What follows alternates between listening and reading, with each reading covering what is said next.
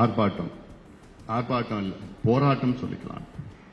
ஏன்னா நம்ம எல்லாம் போராட்டம் பண்ண போறோம். அது எப்படி பண்ண போறோம், எனக்கு நான் ஒரு யோசனை, அது நீங்க கருத்துக்களும் சொல்லுங்க, பேசுறப்போ சொல்லுங்க. நான் இறுதியா மறுபடியும் நான் சொல்றேன், 234 தொகுதியிலையும் இந்த போராட்டம் நடக்கணும். ஒரு தொகுதிக்கு ஒரு இடத்துல,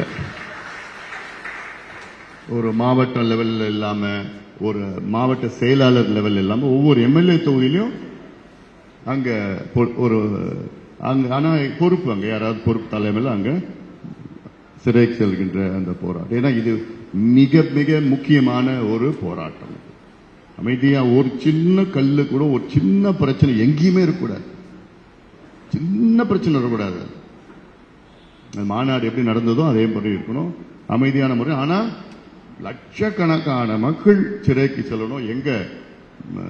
திருநெல்வேலியில, தூத்துக்குடியில், எங்க ராமநாதபுரத்தில், எல்லா இடத்துலயும் அங்கங்க போய் மக்கள் எல்லாரும் வடபகுதியில், மேற்கு பகுதியில் எல்லாமே போன திட்டமிட்டு பண்ணணும்.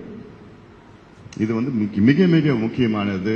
இந்த திமுகவை இந்த தேர்தலில் தோல்வி அடைய வைப்பது இந்த மிகப்பெரிய ஒரு ஆர்ப்பாட்டத்தினால் மிகப்பெரிய தோல்வி. அது பார்க்க இருக்கும்.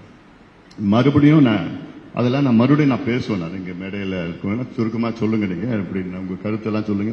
இல்ல நீங்க உங்களுக்கு ஏதாவது ஒரு கருத்து இருக்கு, அங்க களத்தில் உங்களுக்கு பிராக்டிக்கலா ஏதாவது இஷ்யூஸ் இருக்கு, அங்க பிரச்சனை இருக்கு, இப்படி பண்றாங்கன்னா உங்க கருத்துன்னு சொன்னாலும் எங்களுக்கு கொஞ்சம் யூஸ்ஃபுல்லா இருக்கும்.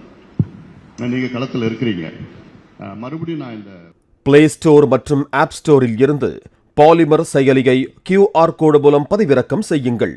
செய்திகளை உடனுக்குடன் பெறுங்கள்.